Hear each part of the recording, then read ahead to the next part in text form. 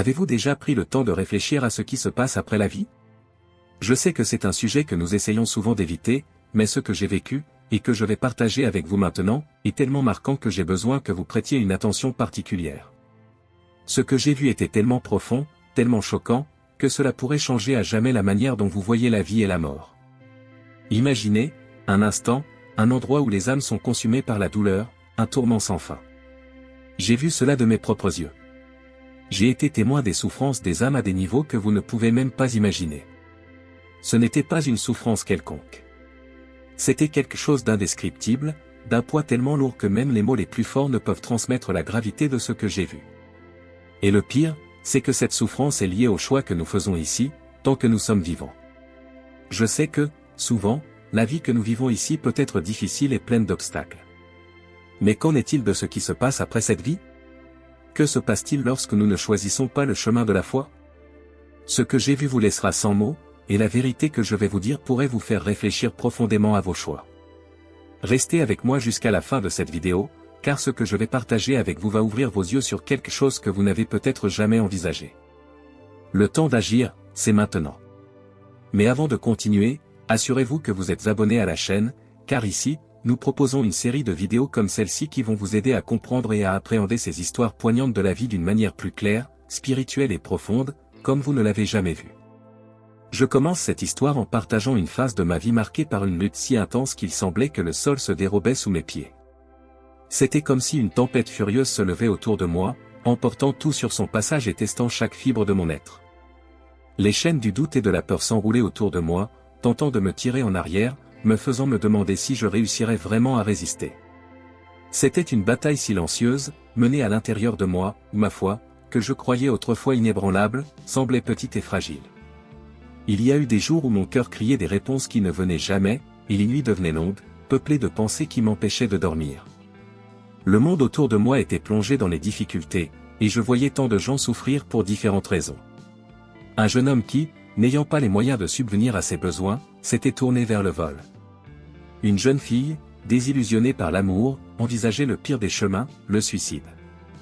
Et il y avait ces hommes qui, après avoir tout perdu, se rendaient à l'alcool, noyant leur chagrin et perdant lentement l'espoir.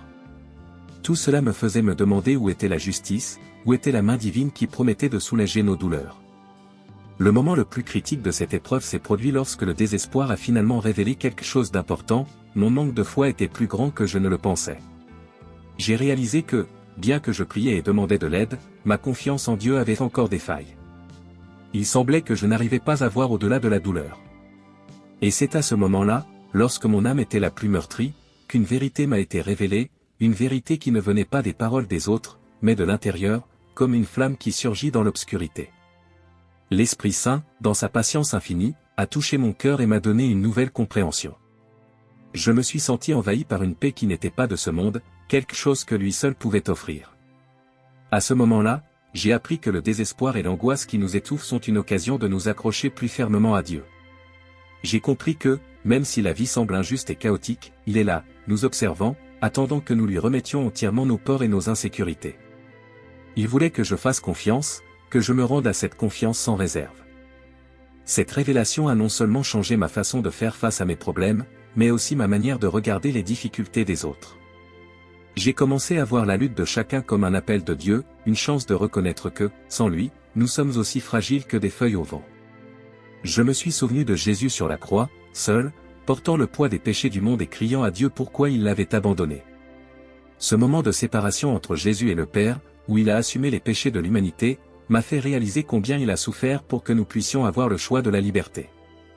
Alors, quand le désespoir menaçait à nouveau de m'envahir, je pensais au sacrifice que Jésus a fait pour nous. Il a souffert bien plus que nous ne souffrirons jamais, et il a fait cela par amour. Mon esprit se tournait vers cet exemple, et soudainement, la tempête en moi se calmait. J'ai compris que, aussi difficiles que soient les épreuves, elles sont temporaires. Le véritable tourment est d'être séparé de Dieu, un destin qu'il nous a permis d'éviter en se sacrifiant pour nous. Cette expérience m'a appris que, peu importe les douleurs, nous devons toujours nous tourner vers Dieu, car c'est de lui que vient la véritable libération. Et c'est ainsi, avec cette nouvelle clarté, que j'ai trouvé la force de continuer. J'ai commencé à voir mes luttes non plus comme une punition, mais comme un processus de maturation, une épreuve de foi qui me rendait plus fort et plus proche de mon but. Dieu m'a révélé que même quand il semble que tout est perdu, il est avec nous, prêt à nous ramener sur le bon chemin si nous lui faisons confiance. Je me souviens du moment où j'ai été frappé par une vision que je ne pourrai jamais oublier. Cette expérience a été si vivante et effrayante qu'elle a ébranlé mes convictions jusqu'au plus profond de mon être. C'était une période où j'avais déjà appris l'importance de la foi, et l'Esprit Saint s'était manifesté en moi, révélant la paix au milieu de la tempête. Mais, malgré la paix que je semblais enfin avoir trouvée, il y avait encore quelque chose que je devais comprendre, quelque chose qui me permettrait de saisir le véritable sens du salut et du sacrifice de Jésus. Une nuit, alors que je priais avec un cœur lourd pour toutes les âmes que je voyais autour de moi se perdre dans des choix vides, quelque chose s'est produit que je n'avais jamais expérimenté auparavant. C'était comme si j'avais été transporté dans un autre lieu, un lieu que, même dans des cauchemars, je n'aurais jamais pu imaginer avec autant de clarté. C'était comme si mes yeux s'étaient ouverts pour voir une réalité spirituelle terrifiante, une réalité dont j'avais seulement entendu parler dans les passages les plus sombres de la Bible, l'enfer. La première chose que j'ai perçue a été la chaleur étouffante, une chaleur qui n'était pas celle du soleil ou du feu ordinaire, mais une chaleur qui semblait s'infiltrer dans l'âme et faire brûler l'esprit de douleur et de regret. Autour de moi, je voyais des ombres se déplacer dans un lieu sans espoir. Les âmes criaient, mais leurs cris étaient étouffés, presque comme un écho dans un vaste et profond abîme. L'air était chargé de lamentations parlant de mauvais choix, de moments où ils avaient rejeté la vérité et tourné le dos au salut qui leur avait été offert. Ces âmes ne souffraient pas seulement physiquement, c'était comme si chacune d'elles portait un poids invisible, une sorte de fardeau qui s'accrochait à leur corps, les écrasant et les torturant avec une culpabilité impossible à alléger. Les visages, même déformés par la souffrance, reflétaient encore des éclats de ce qu'ils avaient été de leur vivant, un homme d'affaires arrogant qui n'avait jamais pensé au-delà de sa richesse, une mère qui avait privilégié des choses passagères plutôt que l'amour véritable, un jeune homme qui avait ignoré les conseils de sa grand-mère dévouée, convaincu qu'il aurait tout le temps de se repentir. Tandis que j'observais tout cela, la douleur des âmes semblait déborder en moi, m'enveloppant d'une profonde terreur et d'une immense tristesse pour ceux qui choisissaient de nier la rédemption. Mais en même temps, je ressentais aussi un appel urgent, une sorte de supplication, comme si chaque âme criait non seulement pour elle-même, mais pour les vivants qui avaient encore une chance. J'ai ressenti un élan de revenir, d'avertir et de dire à tous que l'enfer n'était pas une légende ou une métaphore, mais une réalité pour ceux qui vivent dans les ténèbres et méprisent la vérité. C'est à ce moment-là que tout s'est dissipé en un éclair, et je me suis retrouvé dans ma chambre, le cœur battant fort dans ma poitrine, les mains tremblantes et des larmes coulant sur mon visage. Dans ce silence, j'ai compris que la vie que Dieu nous donne est une opportunité, un cadeau inestimable, et que chaque jour compte pour que nous puissions faire des choix différents, des choix qui nous rapprochent de lui et nous éloignent de cet endroit terrible. Cette vision m'a permis de comprendre encore plus profondément ce que Jésus a vécu pour nous. Il n'a pas seulement porté une croix, il a porté le poids d'une condamnation qui nous appartenait à chacun de nous, si ce n'était pour sa grâce. Et c'est de cela que je veux parler. La vision que j'ai eue cette nuit-là n'était pas simplement un cauchemar. Ce n'était pas quelque chose de passager qui se dissiperait avec l'aube. Cette expérience est restée avec moi, gravée profondément dans mon âme, comme une marque qui ne pourrait être effacée. Aussi difficile que cela ait été, je savais que cela avait un but, un message que je devais comprendre et partager. Ce qui m'a le plus frappé dans cette vision, c'est de réaliser que la souffrance des âmes en enfer n'était pas simplement un tourment physique. Bien sûr, le feu et la douleur étaient insupportables, mais il y avait quelque chose de bien plus profond, le vide, l'absence totale d'espoir, la perte irréparable de toute chance de rédemption. C'était une angoisse qui surpassait la douleur du corps, c'était une torture mentale et émotionnelle, quelque chose que je n'aurais jamais pu imaginer auparavant. Ces âmes étaient là, prisonnières, incapables de revenir, sans aucune possibilité de repentance, de recommencement. Tout était perdu. Et, à mesure que cette vision se déroulait devant mes yeux, une autre image m'est venue à l'esprit, la croix. La croix de Jésus. Il était impossible de ne pas faire ce parallèle entre la souffrance éternelle des âmes perdues et la souffrance que Jésus a endurée. Après tout, ce que je voyais en enfer n'était pas sans raison, c'était la conséquence directe d'un choix. Ces âmes souffraient parce qu'elles avaient rejeté la grâce, le pardon, le salut que Jésus avait déjà acquis pour elles. Elles payaient le prix de leur péché, et ce prix était éternel. Je me suis vu comparer ce que je vivais avec la souffrance de Jésus sur la croix. Quand il était là, saignant, se faisant insulter et agresser, il portait le poids du péché de l'humanité tout entière. Il vivait, d'une certaine manière, ce que ces âmes en enfer enduraient. Chaque coup qu'il recevait, chaque insulte qu'il entendait, chaque clou qui perçait ses mains et ses pieds, il vivait le prix du péché. Et il a fait cela par amour pour chacun de nous afin qu'aucun de nous n'ait à souffrir éternellement. Tandis que les âmes en enfer étaient tourmentées par le poids des choix qu'elles avaient faits, Jésus, sur la croix, a pris sur lui le fardeau de tous ses péchés. Il a payé un prix qui était le nôtre pour que nous puissions être libérés. Il s'est donné pour que nous n'ayons pas à souffrir éternellement. Et ce qui m'a le plus frappé, c'est de réaliser qu'il a fait tout cela volontairement. Il savait ce qui était en jeu, et cette vision m'a clairement montré que beaucoup ne l'avaient pas compris. Et le plus terrifiant a été de réaliser que ces âmes n'étaient pas punies par vengeance, mais par conséquence les conséquences d'avoir choisi un chemin loin de la lumière et du salut offert par Jésus. Elles avaient sous-estimé son sacrifice, le moment où il a donné sa vie pour que l'humanité puisse éviter ce destin sombre. C'est alors que ces paroles, « Père, pardonne-leur, car ils ne savent pas ce qu'ils font », ont résonné dans mon esprit avec un nouveau poids. Il savait ce qui était en jeu, et cette vision montrait clairement que beaucoup ne l'avaient pas compris. Ce qui allait arriver, il savait combien ce serait douloureux, tant physiquement qu'émotionnellement, de porter le poids de tous les péchés. Mais il a choisi de le faire. Il a choisi de nous sauver. Cette comparaison entre la souffrance des âmes perdues et la crucifixion du Christ m'a permis de comprendre encore plus profondément ce qu'il a fait pour moi, pour vous, pour tous. Chaque goutte de sang versée sur la croix n'était pas seulement pour pardonner les fautes de quelques bonnes personnes ou pour donner une seconde chance à ceux qui méritaient. Non. Chaque souffrance de Jésus était pour sauver l'humanité entière, pour offrir une grâce qui dépassait notre compréhension. Il a pris sur lui non seulement les péchés des personnes bonnes, mais aussi ceux des arrogants, des menteurs, des ingrats, de ceux qui ont choisi de vivre loin de lui. Je suis resté là, pensant un instant, et je me suis retrouvé à remercier, les larmes aux yeux, pour un amour si grand. Parce que, quand on voit l'enfer, quand on voit ce qui arrive vraiment à ceux qui rejettent le salut, on commence à comprendre l'ampleur de l'amour que Jésus a montré sur la croix. Ce n'était pas simplement une mort physique. C'était la mort du péché, la mort d'une séparation éternelle entre Dieu et l'homme, une séparation qu'il a prise sur lui à notre place. Mais en même temps, cette vision m'a apporté une grande angoisse. Parce que je savais qu'en dépit de tout ce sacrifice de Jésus, beaucoup de gens ignoraient encore ce cadeau. Et pire encore, ils choisissaient de marcher vers ce même destin de tourment éternel, ignorant la grâce qu'il avait offerte. L'enfer que j'ai vu n'était pas seulement un lieu de feu et de douleur, mais avant tout un lieu de repentir tardif. C'était l'endroit où les âmes se lamentaient de l'occasion perdue de se repentir tant qu'elles étaient encore en vie, et cela me brisait le cœur. C'est pourquoi toute cette vision m'a laissé avec une mission, un désir ardent de faire comprendre aux gens combien le sacrifice de Jésus est précieux et réel. Je savais que je devais partager, alerter ceux qui m'entouraient, non seulement pour éviter l'enfer, mais pour vivre la vraie liberté qu'il offre. Cette révélation sur la souffrance de Jésus et la comparaison avec les tourments éternels des âmes perdues m'a laissé une compréhension plus claire du prix du salut et de la responsabilité que nous avons à son égard. Parce que la vérité est que, bien que Jésus soit mort pour que nous puissions être sauvés, le choix de l'accepter ou de le rejeter est le nôtre. Et à la fin, ce choix détermine le destin éternel de chacun de nous. Je ne sais pas exactement comment, mais soudain, les visions ont commencé à se multiplier devant moi, d'une manière que je n'aurais jamais imaginée. Chacune d'elles portait un message unique, une leçon qui, d'une certaine manière, était liée à ce que j'avais vu avant mais maintenant, les choses sont devenues encore plus intenses, plus claires. La première vision qui m'a envahi fut l'image des âmes perdues, marchant dans un champ sombre. Elles portaient des croix. Je regardais ces croix et je sentais un poids si lourd qu'elles semblaient prêtes à se briser à tout moment. Mais ce qui m'impressionnait, ce n'était pas seulement le poids physique des croix.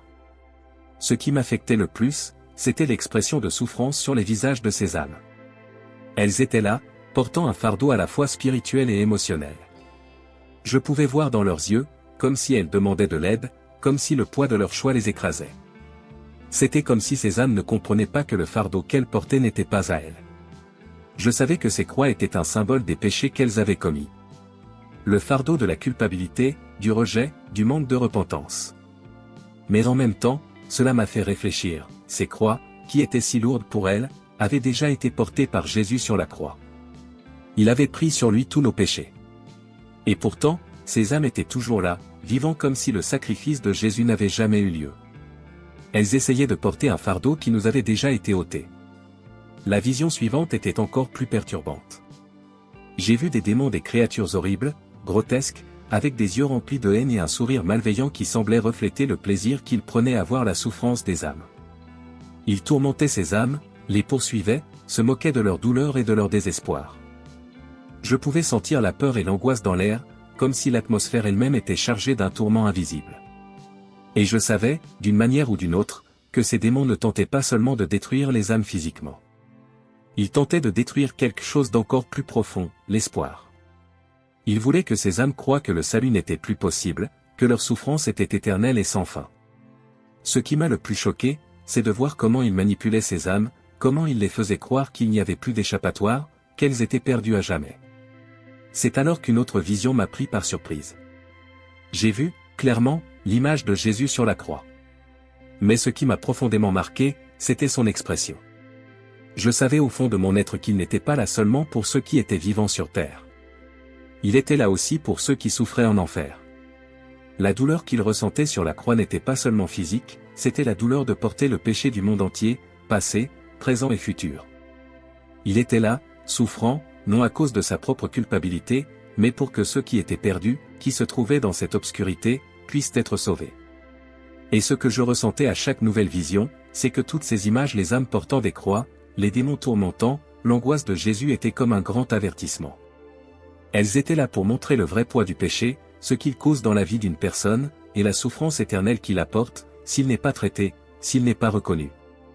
Je ne pouvais m'empêcher de penser au symbolisme derrière tout cela. La souffrance de Jésus sur la croix symbolisait exactement ce que ces âmes traversaient, le poids du péché, la douleur de la séparation éternelle de Dieu. J'ai donc réalisé que ces visions étaient en réalité des leçons spirituelles, des leçons qui, bien que dures, étaient nécessaires. Elles n'étaient pas là pour me tourmenter, mais pour m'enseigner quelque chose de beaucoup plus profond. Jésus a déjà porté le poids de toutes ces croix, il a déjà affronté le tourment des démons et l'angoisse d'être séparé de Dieu. Et il a fait cela pour que nous n'ayons pas à souffrir de la même manière. Le péché, bien qu'il nous apporte douleur et souffrance, a déjà été vaincu par lui sur la croix. Mais, malgré cela, beaucoup vivaient encore comme si ce sacrifice n'avait aucune valeur, comme s'ils choisissaient de vivre dans les ténèbres, bien qu'ils sachent la lumière qu'il a apportée. Ces visions m'ont laissé un grand poids dans le cœur, mais aussi une conviction profonde que quelque chose devait changer. Les images des âmes portant des croix, des démons se réjouissant de leur souffrance, et la vision de Jésus sur la croix n'était pas seulement quelque chose que je devais comprendre, mais quelque chose que je devais vivre. Elles étaient un appel pour que moi et tous ceux qui m'entourent reconnaissions le véritable coût du péché et la merveilleuse grâce de Jésus. Et avec cela, une question encore plus profonde est venue à mon esprit, pourquoi tant de personnes, sachant tout ce que Jésus a fait, choisissent-elles encore de porter leur propre croix, choisissent-elles encore de marcher à travers la souffrance? Pourquoi tant de gens rejettent-ils le salut, pensant qu'ils peuvent supporter le poids seuls? Je savais que je ne pouvais pas garder ces visions pour moi. Elles n'étaient pas seulement là pour me faire comprendre, mais pour me pousser à parler, à agir, à appeler les autres à connaître la vérité. Et, pendant que ces visions continuaient dans mon esprit, une nouvelle révélation commençait à se former. Je savais que quelque chose d'autre était sur le point de m'être montré, quelque chose de encore plus important pour comprendre ce qui était en jeu. Cela m'a amené à réfléchir sur le fait que, au fond, le plus grand symbole de tout cela était l'amour même de Jésus. L'amour qui l'a conduit à la croix, l'amour qui nous atteint, l'amour qui, malgré toutes nos erreurs et échecs, offre encore la chance de recommencer. Je savais que ma mission maintenant était d'aider les autres à comprendre ce message d'amour, de rédemption et de salut. Ce que j'ai vu dans les visions n'était pas seulement un avertissement, c'était une urgence, une nécessité de changement. La vérité est qu'après toutes les visions que j'ai vécues, l'une des leçons les plus fortes qui est restée dans mon cœur était sur les dangers de la cécité spirituelle, en particulier au sein des églises.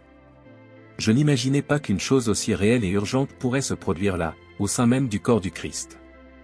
Mais, au fur et à mesure que je réfléchissais à ce que j'avais vu, j'ai commencé à comprendre que l'illusion n'est pas quelque chose qui est seulement là dehors, dans un monde éloigné, mais qu'elle est souvent bien proche de nous, dans les lieux où nous avons le plus confiance, dans les églises. Je me souviens clairement d'un moment où une vision m'a montré une église. Ce n'était pas n'importe quelle église, c'était une église qui, aux yeux de tous, semblait être un lieu de culte, de foi, un temple dédié à Dieu. Mais, en regardant de plus près, j'ai réalisé que quelque chose n'allait pas profondément. J'ai vu des gens assis sur des chaises, écoutant la prédication, mais leurs yeux étaient vides.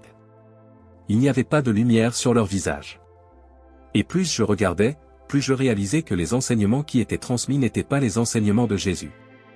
Ce étaient des enseignements dilués, adaptés, mélangés à des philosophies humaines, des croyances qui n'avaient rien à voir avec la véritable parole de Dieu. Et le plus perturbant, je ressentais une présence. Ce n'était pas une présence de paix, comme celle que j'avais expérimentée dans les visions de la croix du Christ. C'était une présence sombre, quelque chose de malveillant, quelque chose qui influençait les paroles et les actions dans cette église. Je pouvais voir, au fond de mon cœur, que ces pratiques n'étaient pas de Dieu. Elles étaient utilisées pour garder ces gens aveugles, emprisonnés, sans qu'ils se rendent compte qu'ils étaient éloignés de la vérité. J'ai vu un homme devant la congrégation, prêchant des mots qui semblaient bons, qui semblaient spirituels. Mais je savais, au fond de moi, que ces mots ne nourrissaient pas l'âme, ne conduisaient pas les gens vers Jésus. Ils étaient distraits, trompés, par quelque chose qui semblait être la lumière, mais qui en réalité les conduisait dans davantage d'obscurité. Le pire de tout, c'est que les gens ont commencé à lever les mains et à chanter, mais ce qui était chanté n'était pas une adoration à Dieu. C'était comme une musique vide, une répétition de mots qui n'avaient aucun pouvoir. Je voyais que les gens cherchaient quelque chose, mais ils ne savaient plus ce que c'était. Ils nourrissaient un vide, sans le savoir. Pendant ce temps, l'Esprit Saint me montrait la racine de cette tromperie. Beaucoup de ces églises étaient influencées par des forces démoniaques. Ce n'est pas qu'il y ait une possession directe, mais ces influences arrivaient à travers de faux maîtres, qui prêchaient un évangile dilué, un évangile sans puissance. Un évangile qui acceptait le péché et encourageait la complaisance avec la vie mondaine. Je pouvais ressentir que ces maîtres étaient utilisés pour éloigner le peuple de Dieu, pour affaiblir la véritable foi et pour empêcher que les cœurs se tournent vers Jésus sincèrement. J'ai vu clairement que les gens étaient trompés, sans savoir qu'ils étaient conduits sur un chemin de destruction.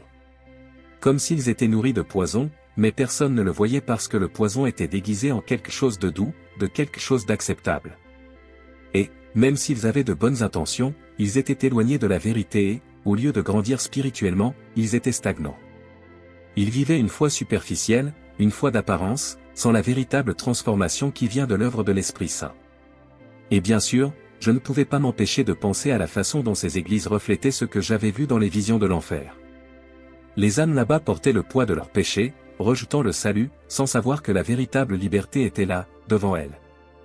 De même, ces églises prêchaient un évangile qui semblait être la lumière, mais en réalité, il conduisait les gens à la cécité spirituelle. Le péché était ignoré, la nécessité de repentance négligée, et le véritable sacrifice de Jésus était déformé. J'ai vu, de manière très claire, comment l'ennemi agit de manière astucieuse au sein des églises, s'infiltrant, causant des divisions, manipulant et déformant les enseignements pour éloigner les gens de Dieu. Et le pire de tout, c'est que beaucoup ne s'en rendaient même pas compte. Ils pensaient être dans un endroit sûr, pensaient être sur le bon chemin, mais ils étaient engloutis par une fausse paix, une fausse sécurité. Cela m'a profondément bouleversé.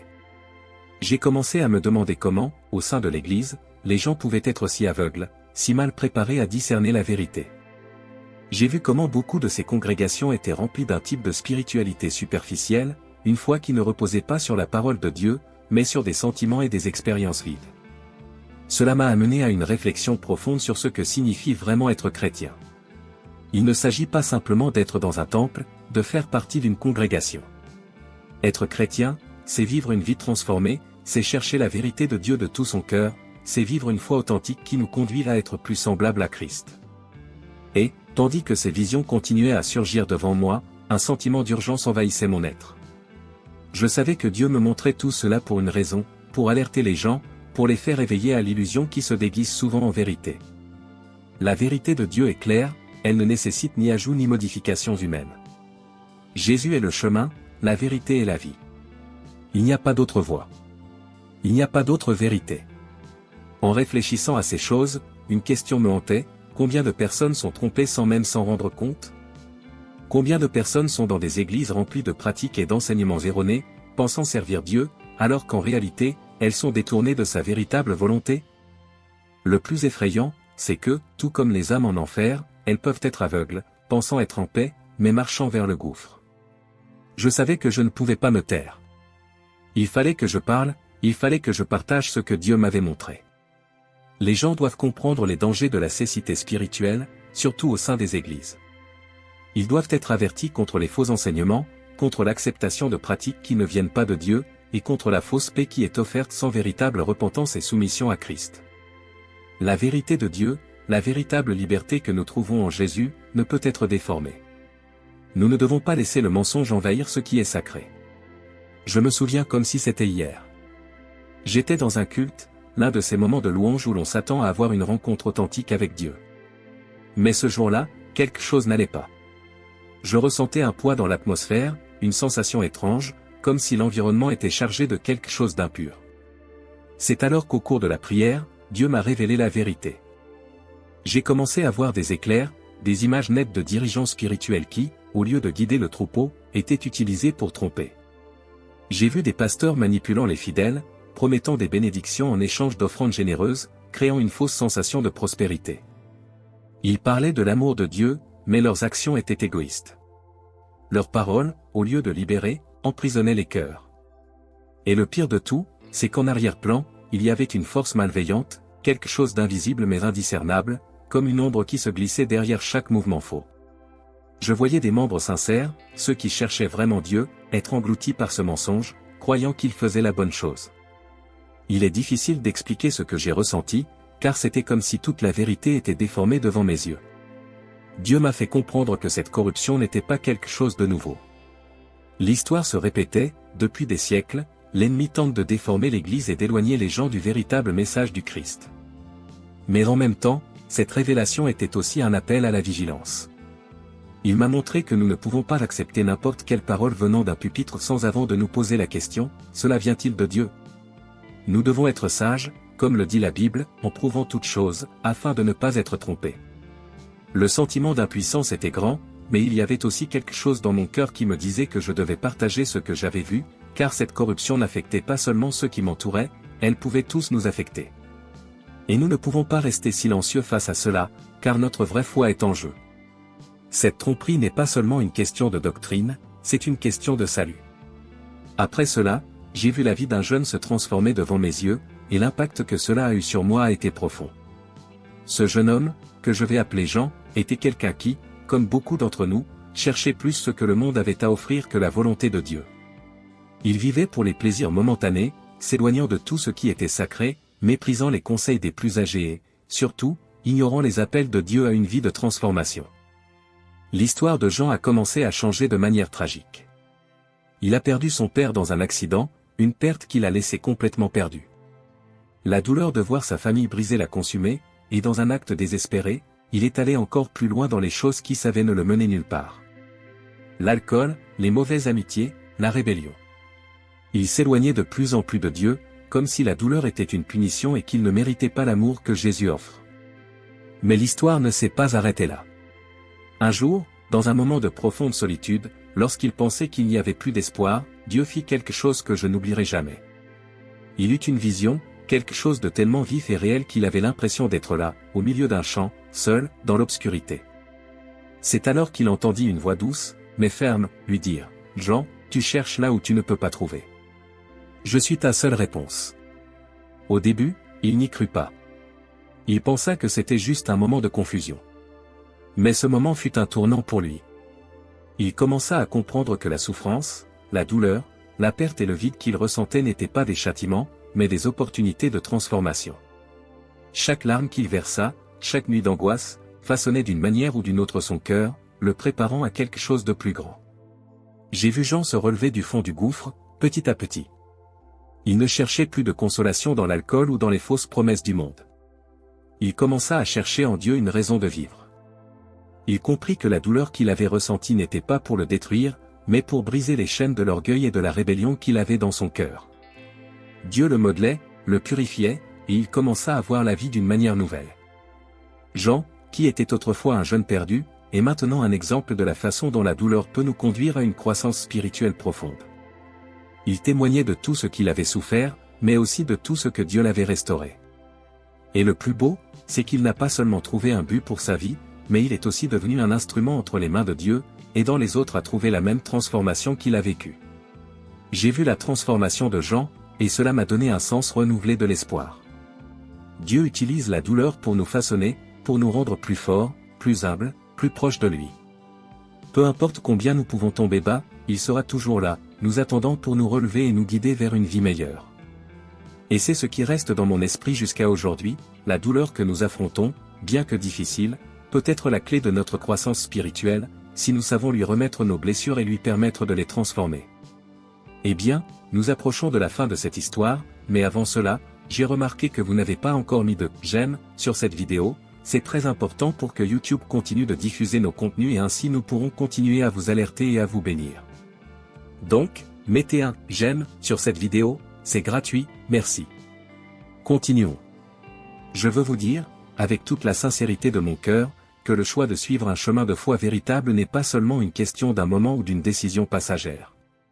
C'est quelque chose qui change la vie pour toujours, d'une manière profonde et réelle. J'ai vu cela se produire, non seulement dans ma propre vie, mais dans la vie de tant d'autres personnes qui ont dû traverser des moments difficiles pour, enfin, se rendre à l'amour de Dieu et trouver la véritable paix. Je suis une personne transformée grâce à la foi. Quand je dis cela, je ne parle pas d'une simple croyance. Je parle d'une foi profonde, d'une relation quotidienne avec Dieu, d'une confiance inébranlable, même lorsque les choses semblent impossibles. J'ai vu des personnes autour de moi qui, comme moi, étaient désorientées, sans espoir, cherchant des réponses au mauvais endroit. Mais, lorsqu'elles ont accepté l'appel de Dieu, tout a changé. Elles ont compris que la véritable transformation ne vient pas de l'intérieur de nous, mais de la présence nourrissante du Saint-Esprit. Quand il entre dans nos vies, il nous enseigne, nous corrige, nous transforme. Il nous donne la force de vivre d'une manière que nous n'aurions jamais imaginé capable. J'ai appris, une fois pour toutes, que peu importe à quel point la vie peut être difficile ou remplie de défis. Si nous avons la vraie foi, si nous cherchons Dieu de tout notre cœur, il nous guide. Il transforme notre souffrance en quelque chose qui nous rapproche de lui, et non qui nous en éloigne. Il ne veut pas que nous vivions dans la douleur, il veut que nous vivions dans la plénitude, avec un but. Maintenant, avec tout ce que j'ai partagé, je vous demande, faites un choix aujourd'hui. Si vous n'avez pas encore une foi authentique, pourquoi ne pas y penser? La souffrance éternelle, la douleur, sont réelles, mais Dieu nous offre une alternative merveilleuse et pleine de grâce. La véritable transformation commence lorsque nous nous remettons à lui et permettons au Saint-Esprit de nous guider. Peu importe ce que vous avez fait dans le passé. Dieu vous attend, prêt à transformer votre vie. Maintenant, j'aimerais demander quelque chose de simple. Si cette vidéo a touché votre cœur, partagez-la avec quelqu'un qui a besoin d'entendre ce message. Si vous avez aimé ce que vous avez entendu, aimez cette vidéo et abonnez-vous à la chaîne. Activez la cloche pour ne jamais manquer un message comme celui-ci, car chaque mot a le pouvoir de changer des vies. Et, plus important encore, laissez un commentaire ci-dessous pour dire ce que vous avez pensé de cette vidéo et ce que vous en avez appris. Je veux aussi entendre votre histoire, car nous faisons tous partie du même corps. Et si vous cherchez plus d'histoires inspirantes comme celle-ci, je vous recommande de regarder la vidéo, la dernière chose qu'elle a dû accent circonflexe faire après être revenu de l'enfer. Je suis sûr qu'elle touchera également profondément votre cœur. Que Dieu vous bénisse.